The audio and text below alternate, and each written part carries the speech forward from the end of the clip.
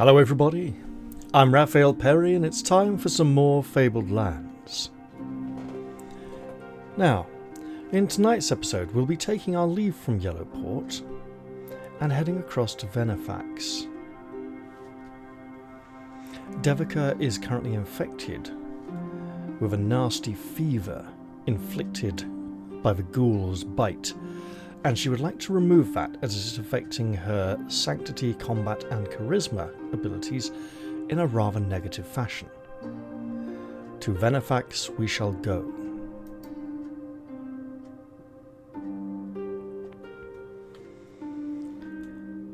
Venefax is a strange looking village. It looks like a single gigantic building. All the houses are joined together to form a jumbled mass, and none of the houses have doors. The only way in is through holes in the roof. Ladders lead up to the roof, which in effect forms a network of streets that the inhabitants travel across to get to certain buildings. "We had to build it that way for defence," says a passing farmer. "You see, the scorpion men from the south cannot climb, so they can't get inside the town." Wandering around, you clamber down a ladder into a long, low hall, the Venefax Market. A sign reads "Closed on Thursday." Fortunately, it's not Thursday, and a stocky, barrel-chested man with piggy eyes introduces himself as Fours, the master of the market. There is not much for you to buy or sell in this provincial market. Items of no purchase price are not available locally. Well, let's head to the inn. The tavern costs you 1 shard a day. Each day you spend here, you can recover 1 stamina point if injured, up to the limit of your normal and wounded stamina score. And while staying here will prolong our diseased suffering, it will also help us recover from our injuries. So we'll stay a day. Let's explore Venefax while we're here, something we should have done on our previous visit. You think of the places that could be of potential interest to you in the strangest looking village you have seen so far. After a while, you narrow them down to a few useful possibilities. We could visit the village healer, or chat to villagers on a rooftop. Let's do that. Let's find a group of people and have a conversation. A small boy runs up to you saying, "Help us! Help us! The man-eating, bloodthirsty gobbler has got my little sister!" His mother, a flaxen-haired beauty, comes up behind him. "Surely you mean bloodthirsty, not Blood Thursday." "Oh no," replies the young mother. "The man-eating, bloodthirsty gobbler is so named because it hunts only on Thursdays." A joke that only works if you have a West Midlands accent and say Thursday instead of Thursday. The boy's name is Mikhail and his mother is Lynn. Her husband is away in the army and her young daughter Hayley was taken by the beast last Thursday. Apparently several people have disappeared, never to be seen again. "Please help us," plead the villagers. Well, how can we turn down such a heartfelt request? Of course we will help them.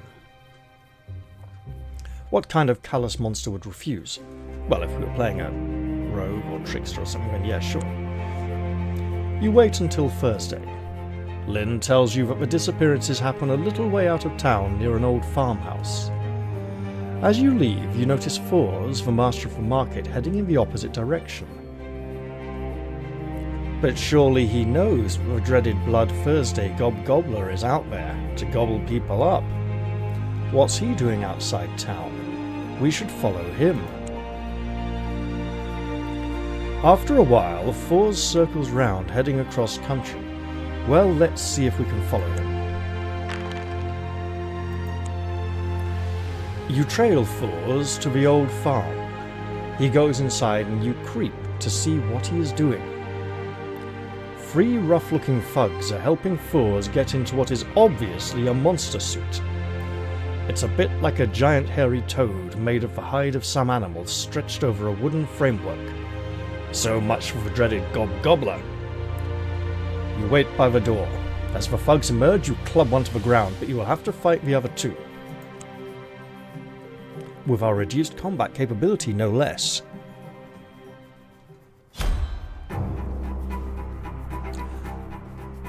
I think the gods should call down a curse upon this brigand here.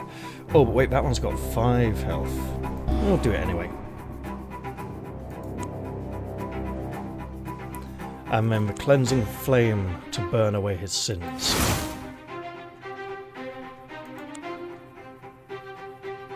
Now we don't have a reach weapon, so let's just back up and let our foe come to us. We can even defend, and then attack. Well struck, Devika. Even though her muscles are aching from the strain of the ghoul fever, she cut that villain down. Actually, bash, bonked him on the head. Yeah, sure. After a beating you served Fours and his accomplices, you wake him up with a bucket of cold water. He is eager to run off, but at the sight of a hardened adventurer, rather than a timid villager, he surrenders and confesses all.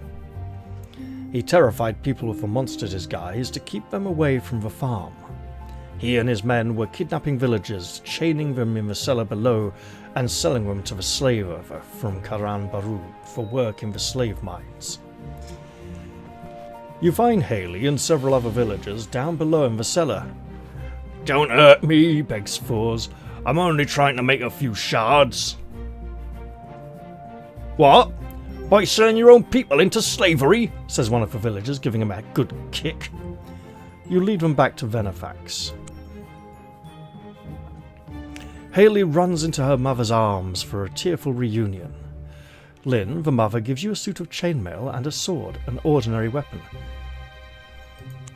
Well, if we've been given a weapon, we'll put on the armour, and we shall wield the sword we have been given, for clearly the gods meant for this to be our reward for this quest. These have been in the family for generations. It's all I can give, she says. Fours is hauled off to the local magistrate for judgment. He will probably be sold into slavery.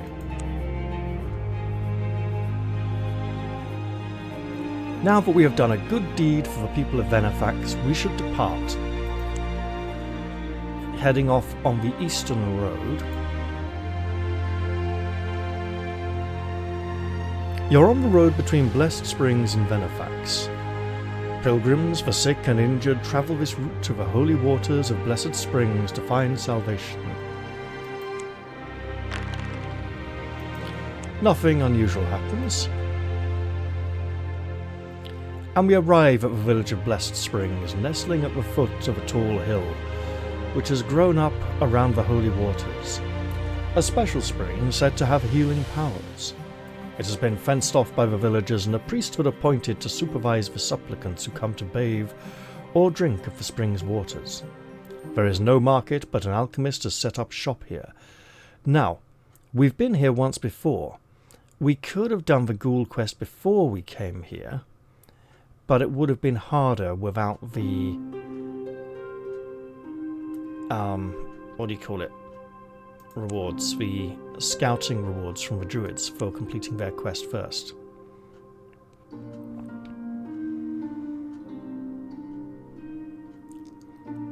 Let us explore.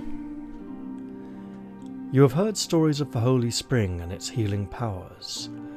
The village has basically grown around it, and you have limited places to openly go to due to the guards hired by the priest of Mulhern to patrol the area. Still, you think that you can pay a visit to the holy waters. A wooden stockade encloses the springs. At the gate, 2 militiamen stand on guard, and a priest dressed in blue robes sits behind a desk. 35 shards to enjoy the divine spa, says the priest, which we shall pay. You find a wide pool of bubbling electric blue water. It gives off a strong, invigorating scent like crushed pine leaves. We shall bathe in the waters. You strip off and wade into the bubbling waters. The effect is astonishing again. You feel a sense of well-being coursing through your body. If you are suffering from disease or poison, you are cured instantly and can restore your abilities to normal. When you are ready, you leave the area. And we have been cured of the ghoul fever. We will visit the alchemy shop, where we shall purchase a potion of intellect, because our magical ability is only at a 3. A potion of godliness, because if we come across an all-important sanctity test that's really hard, we don't want to fail it as a priest. And a potion of stealth, because our thievery ability is only 2, and we may need to use it at some point, or suffer some hideous consequences. We'll also get a potion of nature, just in case we come across an incredibly difficult scouting check, which I find unlikely in Socara. Do we want another healing potion or anything else? No, I think we're good.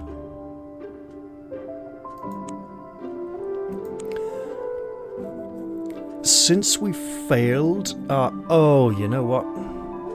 We did fail that charisma check on the Island of the Druids, so we'll probably be wanting to improve that ability soon.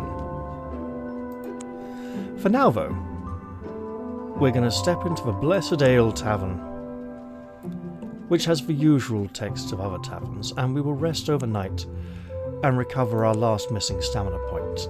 Now let's leave Blessed Springs and head back down the eastern road. I could go into the countryside, not going to risk it. You're on the road between Blessed Springs and Venefax.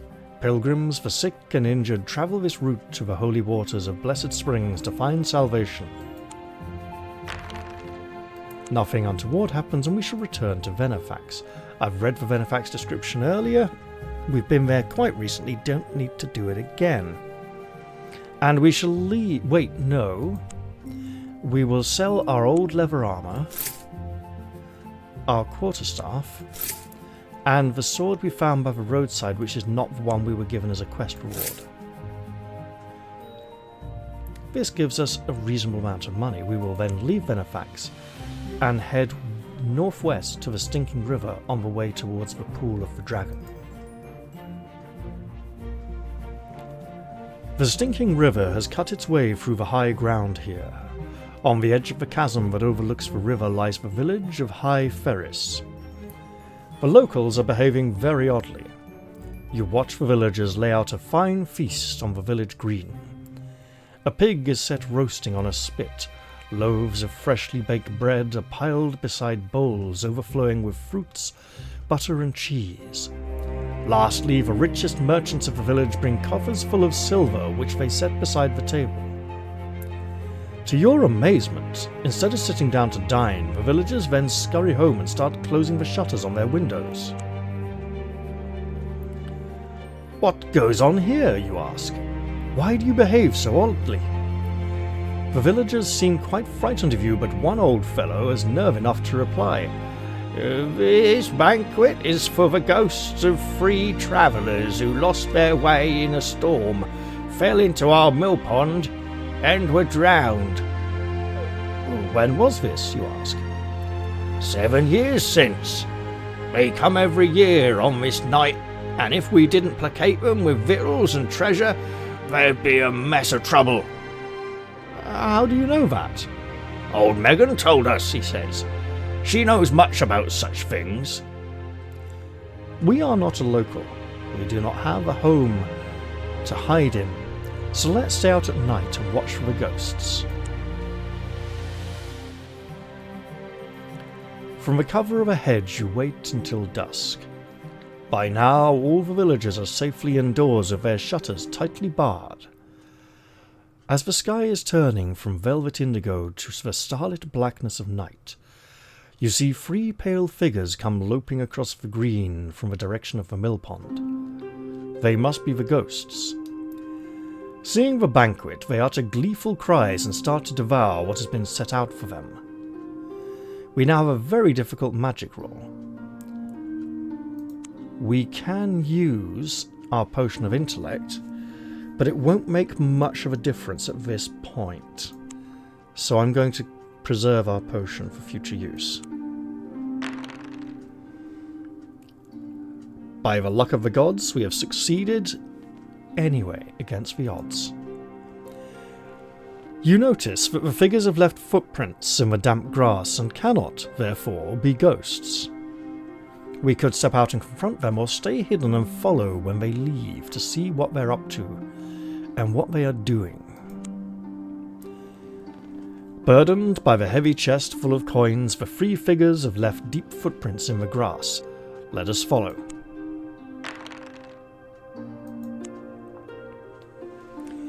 You follow the footprints to the mill, where you see an old lady and two men brushing flour off their clothes. "Another successful year's haunting," laughs the woman. Quickly, you creep back and tell the villagers what you have discovered. Brimming with outrage, they go straight to the mill and seize the three miscreants. "Old Megan!" cries one of the villagers when he sees who is the ringleader of the three. "So you've been masquerading as a ghost for these 7 years, eh? Well, tomorrow we'll take you to the gallows, and then you can play the part for real." Out of gratitude, the villagers present you with 80 shards. You do not wait around to see what fate befalls old Megan and her accomplices. In theory, they should be taken to the assizes in the nearest town, but feelings run so deep in this case that you suspect there will be some rough justice meted out. You resume your journey towards the Lake of the Sea Dragon, and I tell you what, people, my throat's getting really dry and a little bit sore, so I'm going to go grab a drink. Back in a moment. That was a much-needed libation. You are up the stinking river near its source, the Lake of the Sea Dragon. From here the yellow waters wash down to the sea. The smell of the bubbling, sulphur-laden water is abominable. The shores of the lake are swept by ochre waves and the air smells foul. A sickly, pale green seaweed is the only vegetation that can survive in the sulphurous waters of the lake. A small fishing village, Cadmium, has grown up on the shores of the lake. The local village is very small, with very limited options to explore. Maybe you could try to talk to a fisherman or hire a boat and go fishing. Well, look, if I'm going to hire a boat from a fisherman, I'm probably going to have to talk to the fisherman first. Fishing, you ask? Surely nothing can live in these poisonous waters. The fisherman shows you a bright yellow fish with grey stripes, saying, "Only the smolder fish is adapted to the sulphur. It feeds on the local seaweed. Mind you, the smolder fish is totally inedible." He probably speaks like that because he's used to trying to keep his nostrils shut to keep the stench of the sulphur out. Why hunt it then? Well, each fish is worth quite a bit to sorcerers and the like. We have a standing quota to fill each month for the magical colleges at Dwemer. The sulphur lake organs burn in a particular way, a very useful ingredient in certain magics, I am told. And where does all this sulphur come from? Scholars say there is an underground volcanic vent. Others believe it is the breath of the sea dragon. Personally, I always drop a silver nugget into the waters once a month to appease the dragon, for his favourite metal is silver.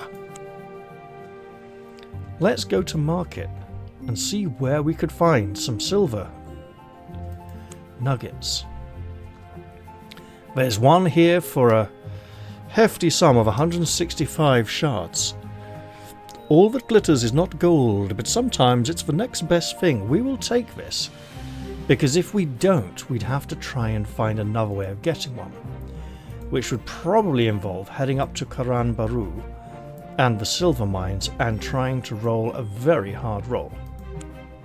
So we will purchase the silver nugget, and it goes clunk into our inventory. Now let's go hire a boat and go fishing. You can hire a fishing boat for 15 shards a day. It comes with a fishing net. That means we will have spent a total of 180 shards. Let's do it though. You row out into the lake, spread the net and wait to see what happens. After an hour or so, a great bubbling and frothing of the lake disturbs your solitude. A massive scaly head the size of your boat erupts out of the ochre-coloured water on the end of the long, sinuous neck. Great luminous green eyes look down at you. The creature is covered in brown scales with a bright red crest running from the head down its thick ropey neck. I am Vase, the sea dragon, it says in a rich, creamy voice tinged with evil greed. To fish in my lake, you have to pay tribute, to wit 1 silver nugget. Pay now, or face my wrath. We shall hand over our one and only silver nugget. Excellent, says the dragon, catching the nugget in one of its clawed forelimbs. With that, it rolls over and dives down into the lake. At the last second, its tail whips up out of the water, inches from your face. You could reach out and grab it if you wanted to. I do. Let's catch that tail. About the only tail I'm getting. Sorry, that was an American joke. I know. The sea dragon dives deep to the bottom of the lake. You are pulled along at a terrific rate through the murky waters. You think your lungs are about to burst when at last the creature surges upwards, breaking the surface. You find yourself in a cave inside a rocky island somewhere on the surface of the lake. A hole in the roof lets in a shaft of bright sunlight that reflects off the water, casting dappled yellow light on all of the casting dappled yellow light all over the walls. Now you might ask, why couldn't we just row to this island and find it that way? Well, probably the dragon would just sink our boat if we tried. Part of the cave is dry ground, heaped with the dragon's treasure hoards, sparkling coins, swords, armour and the like. You notice a rocky ledge lined with a number of bottles full of yellow dust. The dragon pulls itself on top of its hoard. You have a few seconds to try to hide. Well, it's not going to be easy. This is a thievery roll with a difficulty of 10, so we need an 11 or higher. We need 8, 9 or more. Drinking our potion will take it down to an 8. But we should remember that Oliphard the Wizardly gave us an amulet of protection which is supposed to protect us from the dragon. So we won't use our potion and we will barely fail the roll. Desperately, you try to sneak behind a pile of coins, but the dragon spots you. A sneaky little thief, eh? Can't have that. Oh no, not at all, hisses the dragon, and it breathes a cloud of billowing acidic gas all over you. You watch in horror as the coins in front of you begin to melt, and then the cloud engulfs you, but we have an amulet of protection. The amulet of protection dissolves in a flash of smoke. It does protect you, however, and you are obscured by the smoke long enough to get into hiding. The amulet leaves a residue of yellow powder, which the dragon thinks is all that is left of you. He scoops it up and puts it into a bottle beside the others on his rocky shelf, similar to the one we had to pour into the Blessed Springs that freed Oliphard the Wizardly from his imprisonment. You remain quiet as a mouse behind a pile of coins. After a long wait, the sea dragon slithers into the water and swims out on some errand. You have some time to loot the hoard. You scrabble about for the chest that Oliphard the Wizardly wanted you to find for him. you find a rune-carved box, which is positively glowing with magic. We will absolutely take that. You may choose up to 3 treasures from the following: an enchanted sword, a suit of plate armor, an ebony wand, a magic mandolin, a golden compass, some magic lockpicks, a silver holy symbol, and 500 shards in a pouch. Now, with the exception of the sword and armor, these are all ability enhancing items. Our thievery is very low, so we will take the magic lockpicks. This will enhance our thievery, pushing it from a 2 all the way up to a 4. I would also like to take the enchanted sword in case we get in a fight.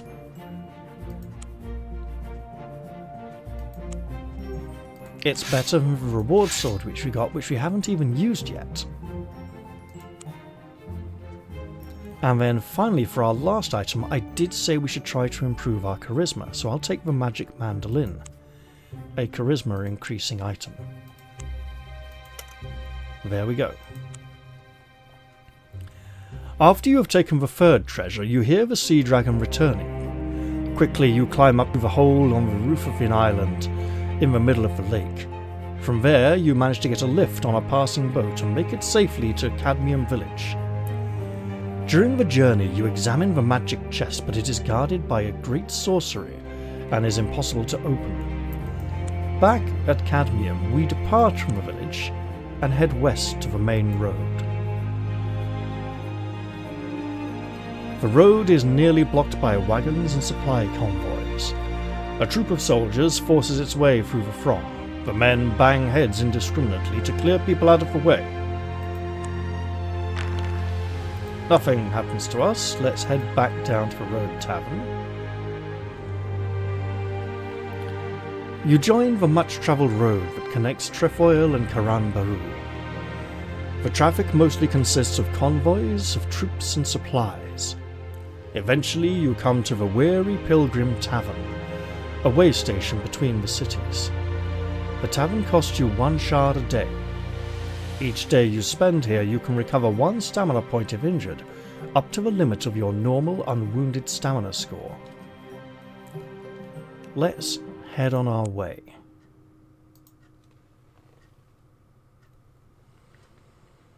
The main road between Marlock City, Trefoil and Karan Baru is well maintained with regular guard posts. The Sakarans are nothing if not efficient. And we have a blessedly uneventful journey. The city of Trefoil is a terrifying vision of apocalyptic destruction. It had once been a thriving crossroads town, but now it is a burnt-out hulk. It was almost razed to the ground when it declared for the late king during the recent civil war and tried to hold out against the army of Grieve Marlock, the current Protector General of Saqqara. It was then sacked by the General's mercenaries, and General Marlock is now trying to rebuild it. Craftsmen are hard at work everywhere. Let us visit Olifard the Wizardly. "My chest!" yells Olifard joyfully as you hand it over. Olifard thanks you and teaches you how to be a better mage. We gain +1 magic, which is half of what the magic wand would have given us. So at this point, we've got Charisma, Sanctity and Scouting on an effective 6, Combat on a 5, and Magic and Thievery on 4s. Olifard can use his sorcery to teleport you instantly to certain places at a cost of 100 shards a journey. We could pay him to teleport us to Wishport, the Isle of the Druids, or Dwemer, a new location. Let's not risk it, we're only rank 1. Otherwise we could travel more conventionally, or, for a cost of absolutely no shards, I could ask him to teleport us to the very next episode, coming out on the channel soon. I think we've been going for long enough, and I will do just that. I hope you've all enjoyed this episode, and I will look forward to seeing you all in the very next one. I'll say goodbye for now, though, and cheerio, everyone. See you all soon.